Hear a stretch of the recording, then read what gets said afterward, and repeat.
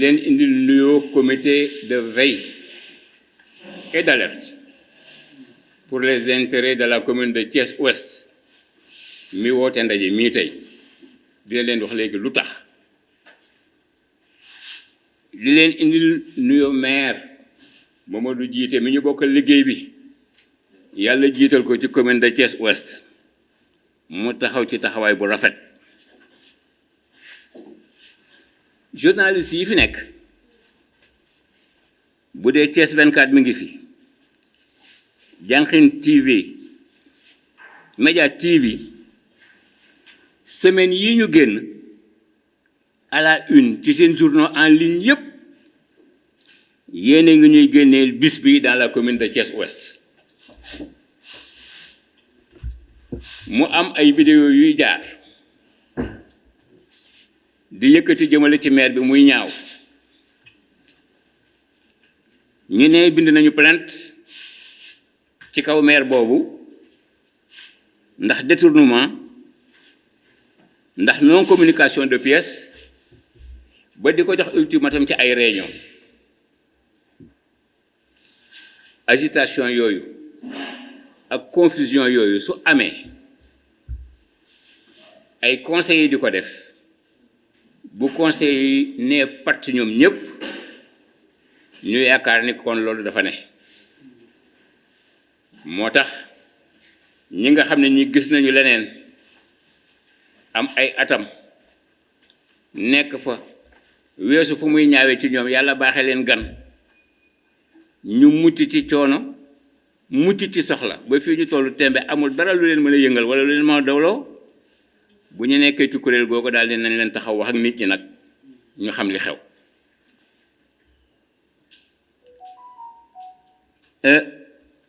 li nga xam ne lii moo tax comité de veille bi jóg réaction boobu benn la ci waaye mu am lu xew ca commission ya fa ñu réunir taxaw temm ni lii du fi amee loolu lañ ne dafay dakk parce que dañ koy fajal suñu bopp duñ ci xaarati kenn conseil yi nag ña koy def lañuy laaj ñoom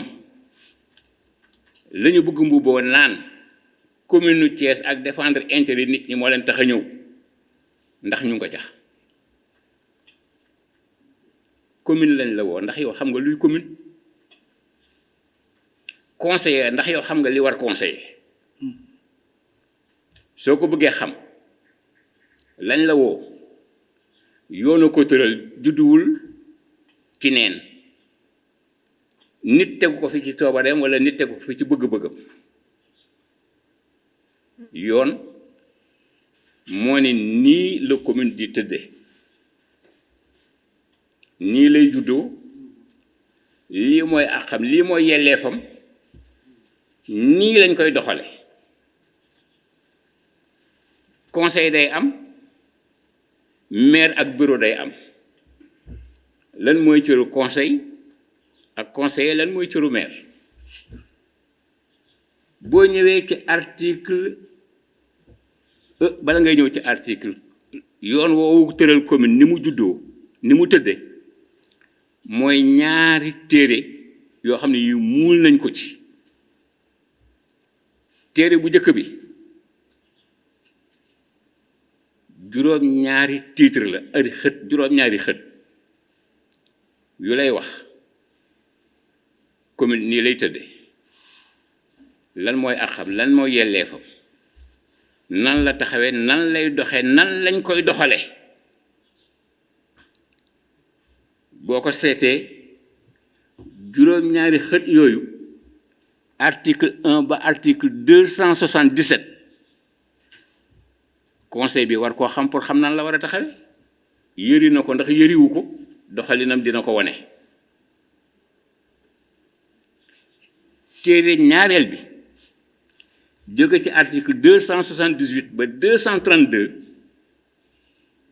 di la wax lan la nguuru Sénégal dénk mairie batale ko ay àq ak yelleef mu war ko doxal waaw yow bu fekkee ni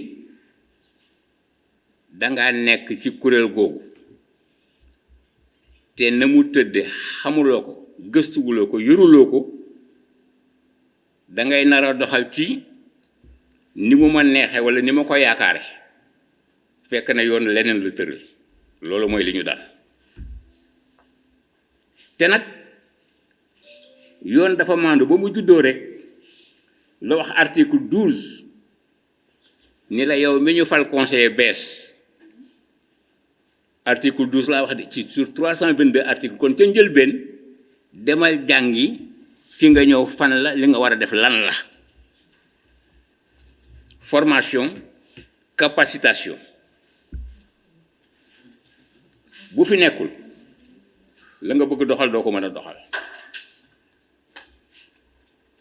ba mu la ñaaxee ci loolu ba pare xamal ni la nag ni commune bii lu fi waay def muy conseiller di maire am na ñu ko war a saytu la Cour suprême est juge des actes de régularité la Cour des comptes est juge des comptes des collectivités locales waaw kon bu yoon taxawee wax ni mu war a tëddee wax ni ñu war a doxalee wax ñi war a doxal nan la ñu war a doxalee ku fi dëngal fii lañ lay àttee bu dee ci wàllu àq ak yelleef fii la bu dee ci wàllu alal ak koom fii la ñu war a xam am na ñu nga war a mën ndax boo duggee conseiller commune bi mi ngi liggéey yu ko war boo ko seetee obligation yooyu fukk ak juróom-ñett la conseil bi war ko xam di ci yëngatu boo ñëwee ci compétence déléguée fukk ak ñeent nga fa yu fa ne yu conseil bi war a xam di ci lijjanti di ci doxal commune bi boo ko maîtriser wul noo ca yëngatoo boo jëlee ci commission yi war a liggéey ci biir mairie bi ñaar fukk ak ñaara nga fa di nga ko fekk ci article 152 nga aw war a xam nga di nga ko fekk ci article 161 nga war a xam nan nga fa war a taxawee waaw loolu yëpp conseiller bi ay la yéwén su bëggee taxaw taxawaay bu jekk ak bu rafet su bañee juum waxuma mu naan ko nag ndax naan ko spécialiste yee ko moom waxuma sax mu miin ko ndax miin ko praticiens yi ñoo koy doxal waaye na ko yërtu xam ko ba xam li ko ci war a ak ci yelleefam ak fan la ci war a yem bu ko defee dara du ko dal ëllëg ak si biir lu ñu koy duute baaraam duut baaraam bi nag weesuwul ne yow soo bëggee jàll ci sa jëfin ci sa doxalin ci sa taxawaay maire ni la yemal fii ndax kat article 152 dafa may kiy diriger conseil municipal bi police de la salle mu yore ko ku fa nar a def lu dul noonu mu am lu mu digaalante ak yow boo waree génn nga génn. di nuyu suñu commune bi nga xam ne mooy Thiès Ouest bu ngeen gisee mu nuyu waa Sénégal boole ci région yi de Thiès boole ci département bi parce que ñun dañu nekk ci circonscription administrative muy arrondissement Thiès Sud te ñooñu yilif ko sur le plan administratif ñuy lëkkaloo ak Thiès sous-préfet bu arrondissement Thiès Sud pour ñun en tant que collectivité territoriale di liggéey ñoom ñu ñuy contrôler di xool excès ñun respecté nañu les lois de la décentralisation parce que ba ne décentralisation dafa am ay comme ni ko doyen waxee lu nu tënk ay article ay loi yoo xam ne moo ŋànk décentralisation ñu ne commune Thiès Ouest tey li ñu fi dajale nii parce que depuis bi ñu installé le maire docteur Mamadou Djité en février 2022 et de son équipe municipale ñun dañoo gis ne docteur Mamadou Djité ñun en tant que conseiller yi nga xam ne population Thiès Ouest communauté Thiès Ouest ñoo nu fal dañoo gis ne docteur Mamadou Djité am na lu mu tegu ci yoon mu respecter les lois de la décentralisation ñu installer bureau municipal bi bien que teguñu ko ci parité ñu def débat d'orientation budgétaire boo xam ne dafa au préalable dafa dem ci quartier yi dajal leen organiser leen en zone ñu wax seen ay problème ñu lëkkaloo avec un formateur mu ñëw liggéey ak ñun ci suñu débat d'orientation budgétaire débat d'orientation budgétaire boobu nag dafa inviter toutes les composantes de la communauté de Thiès Ouest délégué de quartier yi ASC yi bàjjanu gox yi toutes les couches organisées ñi nga xam ne juridiquement reconnaître nañ leen ñoom te dëkk Thiès Ouest woo na leen ci pourquoi mu leen di woo parce que moom dafa am benn approche boo xam ne moom la am mu ne il est pour une gouvernance inclusive et participative aller vers les communautés waxtaan ak ñoom saafonteeg ñoom ñu wax seen li nga xam ne moom lañ bëgg ak jafe-jafe yi la ñuy dund parce que ñun nag politique li ñu ci jàngal dañ ne politique c'est la création des richesses mais aussi il faut avoir l'art de distribuer ces richesses ñoom en tant que population Thiès Ouest ñoom ñooy remplir l'assiette financière kon ñun buñ ko jëlee organiser ko fiscalité boobu dañ leen ko war a delloo mais day fekk ñu laaj leen ñoom lan lañ bëgg te ñun le maire docteur Mamadou Djité noonu la ma sa doxale donc bi mu defee loolu ñun gis nañ ne bi mu respecté wul parité ñun en tant que comité de veille et d'alerte pour l'effectivité de la parité dans les équipes municipales ñun chaque citoyen avait le droit d'aller se plaindre par une requête boo xam da koy déposer au niveau de la cour d'appel 4 jours après l'élection du bureau ñun loolu la ñu def ban ko defee ñu dem au niveau de la cour d'appel de Thiès ñu débouté leen ñoom ñu dem au niveau de la cour suprême ñu débouté leen donc c'était une décision juridique boo xam ne le maire Mamadou Djité waroon na ko mën a mettre en œuvre appliquer ko li tax nag mu appliquer ko parce que dafa tëb rek appliquer ko décision bi ñëw na mais s'il doit apporter des changements il doit tenir compte de li nga xam ne moom la jot a liggéey ak équipe municipale am il s'est trouvé que l'équipe municipale vraiment sentir ne y avait des difficultés pour le fonctionnement et l'administration de la mairie loolu nag moo tax moom it il a convoqué une réunion des conseillers pour dire ñan lañ war a dugal et les coalitions se sont rencontrées pour faire des propositions ñu wax ci xalaat ci ñun bi ñu ñëwee suñu coalition waxtaan ki ñu proposé mooy Ndeye Fatim Dior Fall en tant que Benno Bokk Yaakaar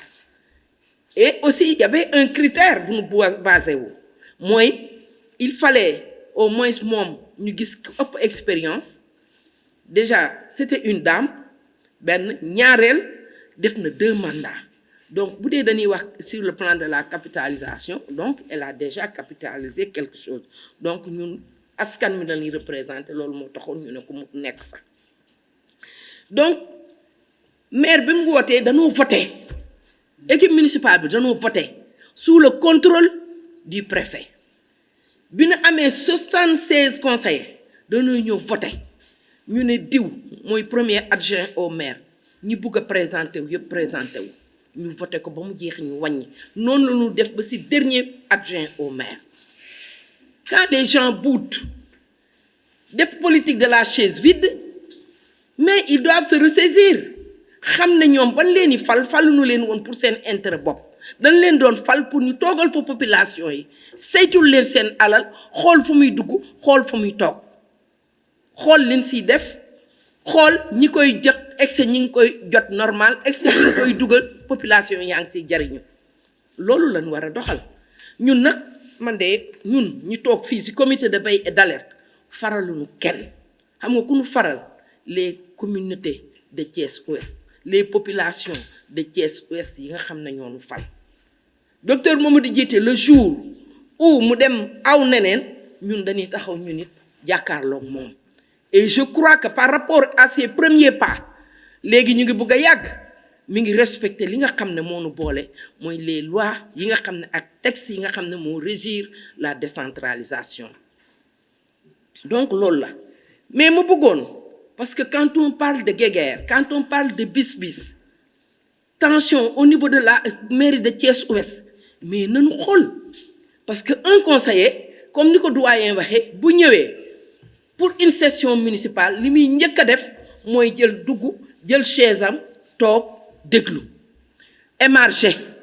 bind ñu rappel ñu xool mu ne présent bu dee procuration dafa am dañ koy teg sa table ja waa léegi kon et toutes les sessions municipales sont dirigées par le maire docteur Mamadou Djité mooy ñëw toog avec son équipe municipale ñu toog wax li nga xam ne moom lañ war a wax bu ñu paree les gens ont le droit d'amender l'ordre du jour mais yow boo ñëwee toog ci taabal yéen ñëpp waa ndax di nga amender ordre du jour yow booy laaj PV boo ñëwee toog na ñolang sa table ba ndax demande di nga mën a bokk ci ordre du jour bi. Donc voilà c'est des problèmes yoo xam ne ñun am nañ des preuves à l'appui et je crois que une vidéo projecteur dina daw lool léegi ngeen gis ko yéen ngeen xam ndax est-ce que ces comportements honoré na les conseillers yi nga xam ne ñoo nekk au niveau de la commune de Thiès-Ouest. Quand les hommes ont buté nous en tant qu'amicale des femmes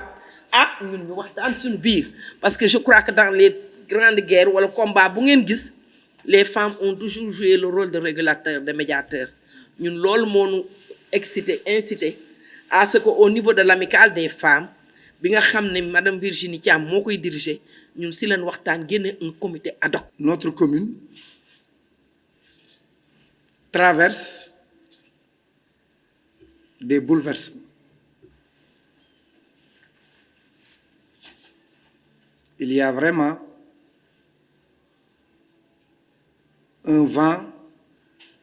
de contestation, de polémique. Un groupe d'individus qui sont conseillers comme nous, qui se disent majoritaires, en réalité, ils ne le sont pas. Parce que quand nous sommes 76 conseillers, ils disent qu'ils sont majoritaires à 35, je les renvoie à l'école primaire pour revoir leur addition. 76 conseillers, la majorité c'est 38, si mes souvenirs en calcul depuis l'école primaire sont exacts. Ils ont déclaré qu'ils sont majoritaires à 35. En réalité, la majorité est de notre côté. Je prendrai le soin, à la fin de la séance, de donner ça aux journalistes et à toutes les populations. Nous sommes 42. On a donc une majorité écrasante. Et ça doit nous permettre, nous, celui qui a la majorité à 42, avec un quorum qui est fixé à 38, 38 plus 1, 39. Mais normalement, on peut mener à bien nos débats au sein du conseil municipal. Ces gens-là disent non, que ce sont eux qui sont majoritaires. Mais faites la soustraction, 76 conseillers moins 42, combien il reste? 34. La majorité est du côté du maire. Je dis bien du maire, parce qu'il y a des pourfendeurs qui sont des gens qui s'opposent au maire, qui ne sont que 35. Et nous qui sommes avec le maire, nous sommes 42. Ce que l'on demande, c'est que quand il y a conseil, tout le monde sait qu'une municipalité, pour la diriger, c'est par des délibérations. Les délibérations, c'est au cours du conseil municipal. Eux, ils viennent chaque fois pour bloquer les travaux. Vous venez de suivre tout de suite les images. Ils se comportent comme des enfants. Les enfants à bas âge, avec des sifflets. Ils montent sur la table. Ils crient. Ils insultent. Le sous-préfet ne va pas me démentir. Une conseillère l'a insulté de maire. Des insultes devant témoins. Ça, tout ça, c'est de faire en sorte que le conseil municipal soit bloqué, que le budget ne soit pas voté. Alors que le vote du budget, c'est dans l'intérêt des populations. Il s'agissait en réalité des secours qui va vers les populations pour la Tabaski. Il s'agit de quoi aussi? De l'école Mbourkat, un nouveau quartier, démuni de tout. Le maire fait tout pour y créer une école. Ils disent non, on ne vote pas. Donc en réalité, ils ne veulent pas l'ouverture de cette école. Ça me laisse maintenant à rentrer dans les réalisations. Parce qu'eux, ils disent que le maire ne travaille pas. Olaf nag nee na weddi gis bokku ci. Notre maire, depuis qu'il a été mis en fonction, précisément à la date du 16 février 2022, pour chaque jour qui passe, ce sont des réalisations. Des réalisations, je l'ai toujours dit, concrètes. Non, c'est pour voir les réalisations. Laisse-moi manipuler. Non. Donc, des réalisations. Le maire, depuis qu'il est à la tête de notre institution municipale, ne fait que des réalisations. Ces réalisations, elles sont nombreuses, elles sont là, elles sont nombreuses. Elles sont nombreuses, surtout en matière d'éducation. Là, je m'arrête. Parce que le maire, moi je l'appelle maire bâtisseur. Docteur Mamoudou Djité est maire bâtisseur. Pourquoi? Des constructions. Parce que les gens qui disent que le maire n'a pas réalisé, mais qu'ils viennent avec nous, parce qu'il s'agit de construction. Quand on dit de construction, c'est quelque chose de concret, qu'on peut tenir à la main. Le maire a réalisé 2 salles de classe à l'école élémentaire Thiès Nord. S'ils disent le contraire, qu'ils viennent avec moi. Pour la petite histoire, c'est le maire qui me l'a relaté, qui nous l'a relaté. Tout dernièrement, quand il a reçu les membres du comité de veille et d'alerte. L'imam du quartier Thiès Nord est décédé. Le maire, fidèle à ses habitudes, quand il y a quelque chose, il se déplace. Lui-même, il est allé présenter les condoléances. Il y a un vieux qu'il a trouvé sur place. Le maire était venu pour présenter des condoléances. Mais il y a un vieux qui a pris le maire en aparté pour lui dire que « Mais c'est vous, monsieur le maire ?» Mon dit oui. « C'est monsieur docteur Mamoudou Djité ?» Mon dit oui. « Vous savez que moi je suis un vieux ?» Mon dit oui. Les 2 classes, monsieur le maire, que vous avez réalisées à Thiès Nord, je peux dire que tous les pouvoirs qui sont passés ici, de 1960 jusqu'à nos jours, l'école, on l'a construite à l'école coloniale. Tous les maires qui sont passés à Ouest, aucun d'eux n'a édifié une construction. Et c'est une preuve. C'est une preuve que le maire travaille. De 60 jusqu'à nos jours. Combien de maires on a connus au niveau de la commune Thiès-Ouest? Combien de maires? Lui, il l'a réalisé. Mais ayons le courage, vraiment, de dire ce qu'il a fait. C'est ce vieux qui lui a dit.